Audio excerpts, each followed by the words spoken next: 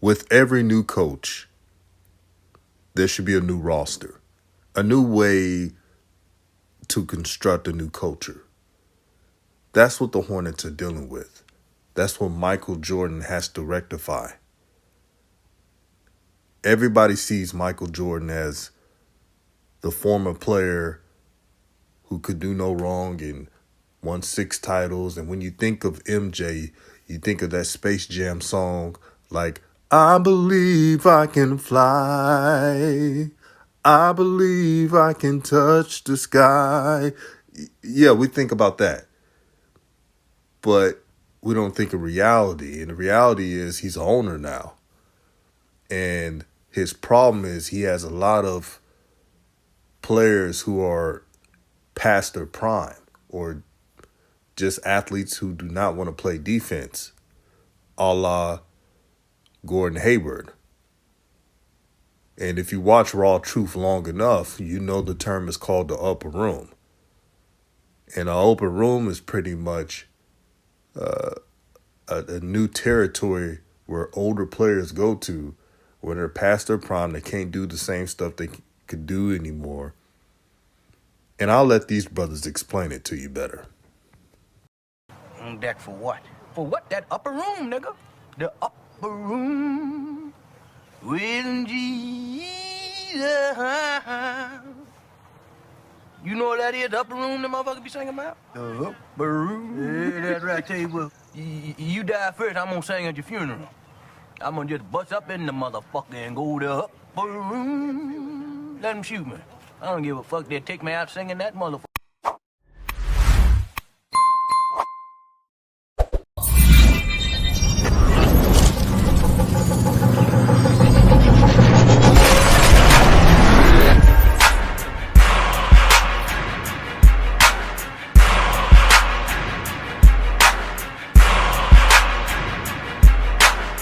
What's good, everyone? This is RawTruth Media, giving you the raw content that you deservedly need. Peace and blessings, peace and love to everyone else. Make sure to like and share this video. Michael Jordan has a lot of decisions to make, not only finding the right head coach, but also restructuring the roster into the image of LaMelo Ball, who is the franchise player. Each player on this roster needs to fit LaMelo's skill sets. If someone doesn't want to run, if they don't want to play defense or do their job, they're not a fit for this team. Terry Rozier and Gordon Hayward are not good fits. Now, I know we're going to have shines who say, well, Terry Rozier compliments LaMelo, especially when he scores. That's what they'll tell you. But besides being an inconsistent scorer, what does Terry Rozier provide? Nothing. I'm just being honest. And it makes sense. Terry Rozier, when he played for the Celtics, he was a sixth man. The reason why he was not a starter and he didn't start over Marcus Smart is because the head coach at the time, Brad Stevens, knew that he has enough scorers. He just needed someone to play defense and to facilitate. Marcus Smart did that. And he was smart for putting Terry Rozier off the bench as a sixth man. But this is how much ego Terry Rozier has.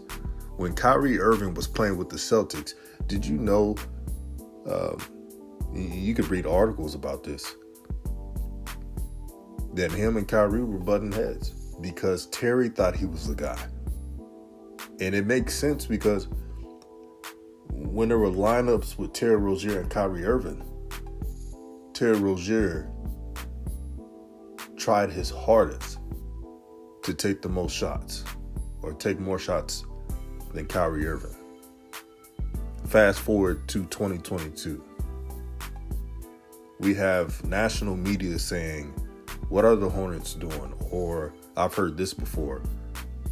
Is this really LaMelo's team? Now, this is year 2. And it's embarrassing when the media has to call it out. But here on RawTruth Media, we've been saying it from the beginning.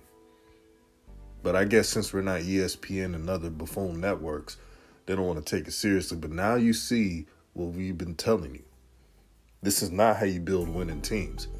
And if the Hornets decide to get Darvin Ham, who I believe is a rising star in coaching, the brother has an impeccable resume as a player and a coach. He doesn't want to get these type of athletes on his team. He doesn't want to have non-defensive, no length, no athleticism type of players.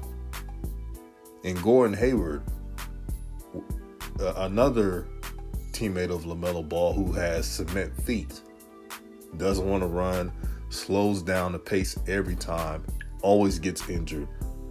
MJ, you got to cut your losses, brother. You got to cut your losses. Shout out to Coach Ant Learn, who mentions this not only on Twitter, but on the comment section on the previous video.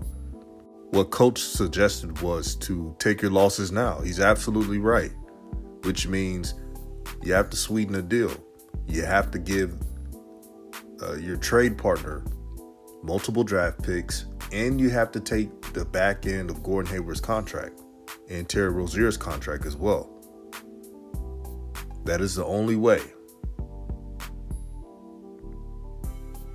Because other teams in the NBA, they would like to have Gordon Hayward to put in added depth, and they know his injury history, but they can use him in spurts. But you have to give them those draft picks. There's 2 first-round picks the Hornets have, the 13th pick and the 15th pick. I'm telling you right now, it's worth it.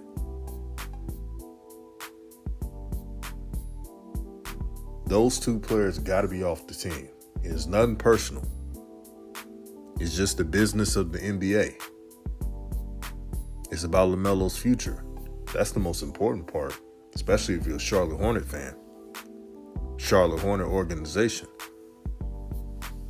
And besides, there needs to be no more quote-unquote teacher's pets on this roster who allow James Borrego to do everything willy-nilly that he wanted to do. That must stop right there. I told you the first time when LaMelo got drafted. What NBA teams does this type of shit? Excuse my language. This backwards type of building of an NBA player, this was not it. And you all see now that we were right here at RawTruth Media, been spot on the whole time. Trust me, I didn't want to be right. Coach Joe didn't want to be right. But look what happened. The Hornets underperformed. And when you needed Gordon Hayward the most, where was he? He probably was in a stretcher, hospital, or something. He's always injured. That's why they call him Mr. Glass. You got to be injured a bunch of times to get that type of nickname. Really, Mr. Glass. And again, shout out to Taufeeq. Taufeeq came up with that name. And if you're listening, my brother, man, shout out to you. Because when you first said it in the comment section months ago, I was rolling. I was like, man, that's funny. But you can't have LaMelo surrounded by non-dependable teammates. Just imagine, it's the 4th quarter. You're playing against, let's say, the Golden State Warriors. And it's tied. And you have Steph Curry. Now, Steph Curry, he can score anywhere. But you look back at the roster and say, wait a minute, there's no defenders. There's no one to double team him. That's the Hornets' problem.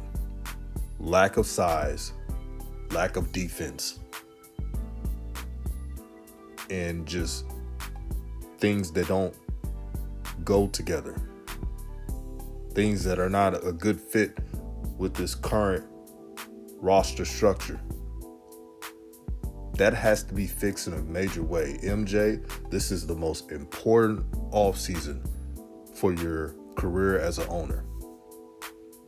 Again, we know you are, in some regards, the best player ever in the NBA. You've won championships. But if you can fix this situation, your legacy as an owner will be looked a lot better. It took a dive at first, but you could redeem yourself by making the right moves. Look at the free agents. Go look at the free agent list. You can actually, if you're the Hornets, you can actually save your money and get dependable players. I mean, you got Mo Bamba, who's better than anybody that the Hornets have had.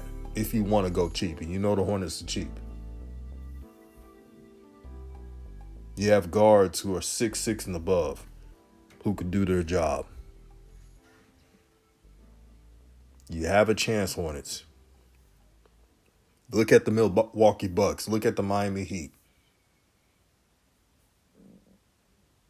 That's how you build your teams. You're on the clock, MJ.